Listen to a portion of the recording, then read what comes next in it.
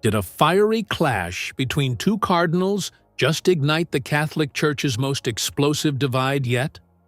A dramatic confrontation between Cardinal Raymond Burke and Cardinal Luis Antonio Tagle has sent shockwaves through the Catholic Church, exposing a raw and public clash of ideals that has captivated the faithful and revealed deep fault lines within the institution. According to reports, Burke, a fierce traditionalist, accused Tagle, a reformist often seen as Pope Francis's spiritual heir, of betraying the Church's core doctrines in a heated exchange witnessed by stunned cardinals. The stark contrast between Burke's rigid defense of tradition and Tagle's emphasis on mercy, inclusivity, and pastoral care transformed this moment into far more than a personal dispute. It became a vivid symbol of the Church's broader tensions, a microcosm of a struggle over its identity and future. What exactly unfolded in this extraordinary encounter, and what does it reveal about the seismic divisions shaping the Church as the 2025 papal conclave looms? Stay with us, because the details of this moment are too critical to miss, and their implications could reverberate for decades. The confrontation, as detailed by multiple YouTube sources and Catholic news outlets, erupted during a gathering of cardinals, when Burke, known for his unwavering commitment to traditional Catholic teachings, directly challenged Tagle. Witnesses described Burke as visibly agitated, his voice raised in a rare display of public anger, accusing Tagle of straying from the Church's foundational doctrines. The allegations centered on Tagle's progressive stances, particularly his advocacy for outreach to marginalized communities, his emphasis on social justice, and his alignment with Pope Francis's vision of a church that prioritizes mercy over institutional power. The scene was described as intensely charged, Burke's frustration palpable, while Tagle, by contrast, maintained an outward calm that belied the gravity of the moment.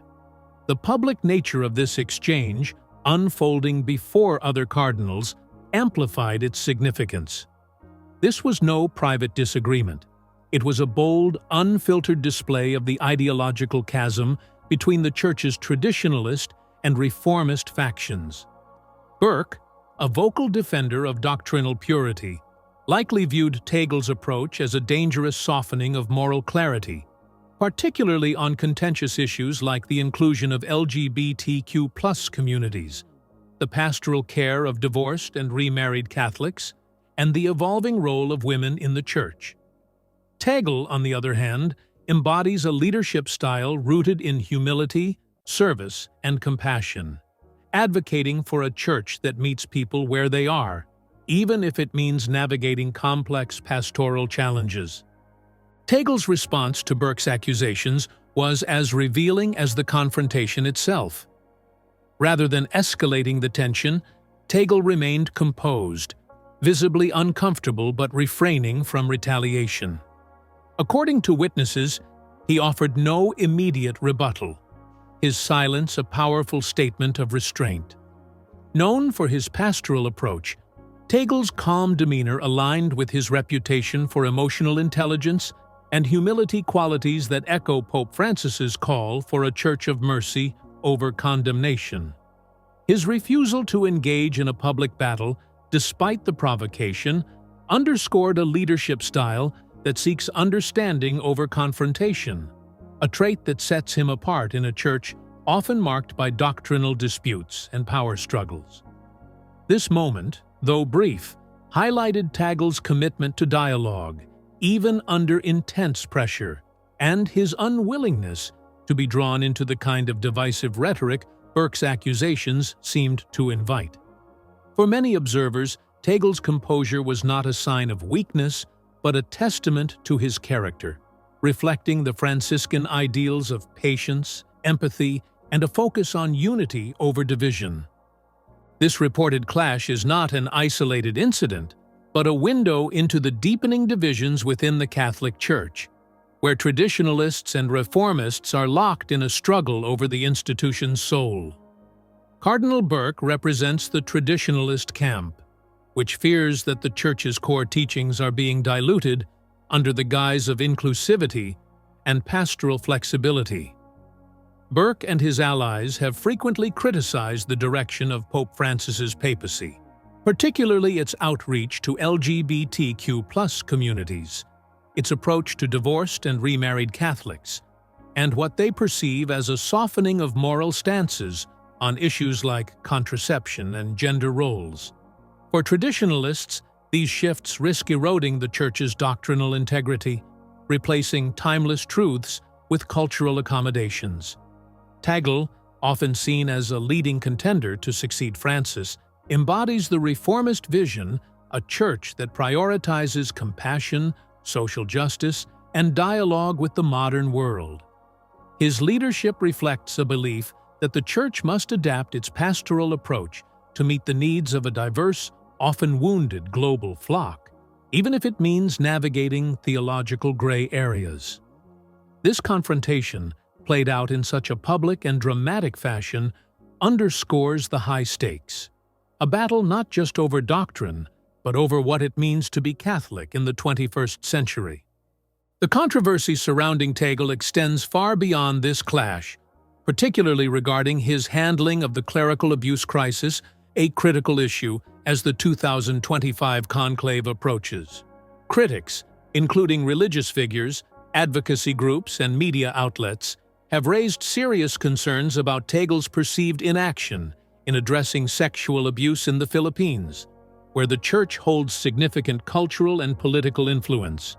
Father James Cullen, a prominent advocate for child protection, has argued that Tagle's focus on pastoral care and his preference for non-confrontational language have led to insufficient accountability for abusers and inadequate protection for victims.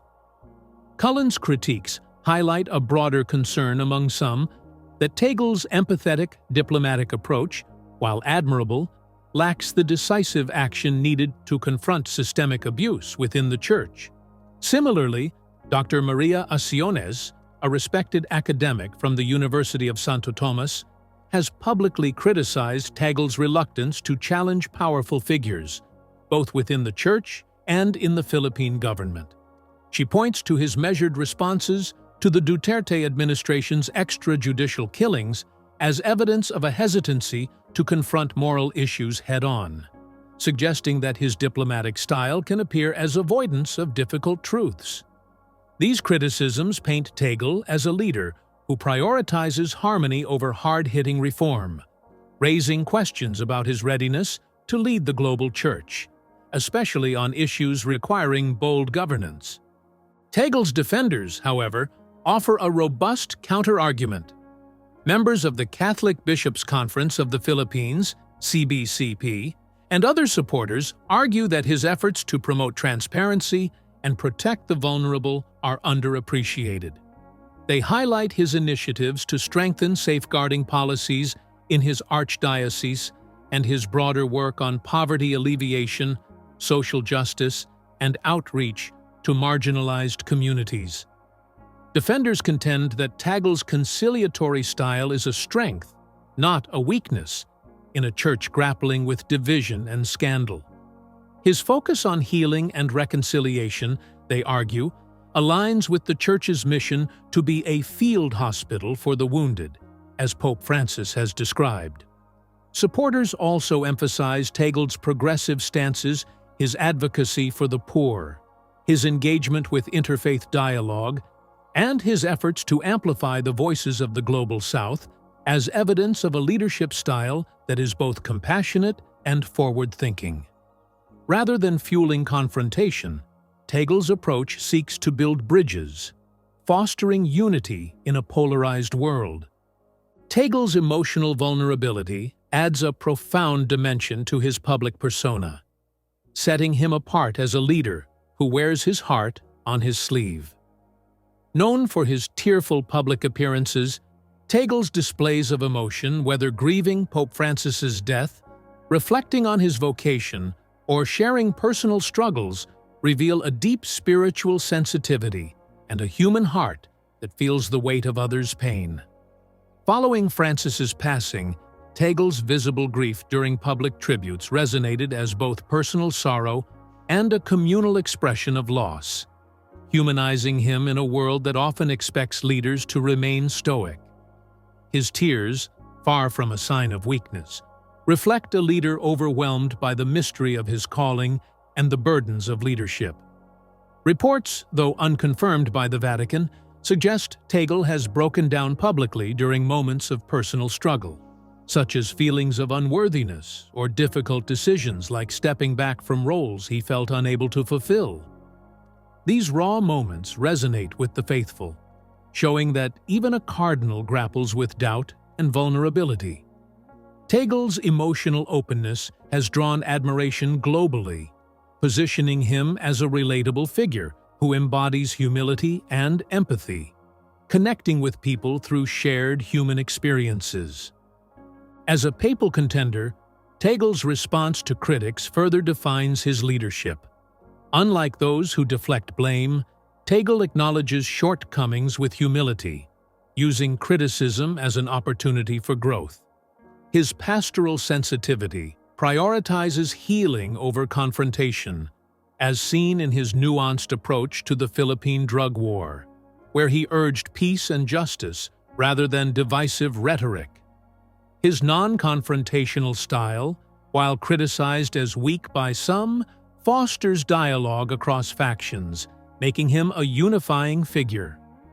If Tagle were to become pope, his papacy would likely reflect this pastoral focus, strengthening the Church's presence in the global South, advancing interfaith dialogue, and addressing issues like abuse scandals and economic reform with compassion and diplomacy. However, his ability to bridge the traditionalist-reformist divide would face intense scrutiny, as would his capacity to deliver decisive action on systemic challenges like the abuse crisis. The clash with Burke, the criticisms of his leadership, and his emotional authenticity all underscore Tagle's complex role in a church at a crossroads. As the 2025 conclave nears, his record on abuse, social issues, and governance will shape his legacy. The outcome remains uncertain, shaped by the intricate dynamics of the College of Cardinals, a body known for its unpredictability. Yet Tagle's influence is undeniable, whether as pope or as a symbol of a church striving for compassion amid division. His tears, his silence in the face of Burke's accusations, his humility, they remind us that true leadership embraces humanity, connecting us through faith, struggle, and hope. In a world craving authenticity, Tagle's vulnerability and commitment to mercy offer a vision of a church that listens, heals, and walks with its people, even through the deepest divides.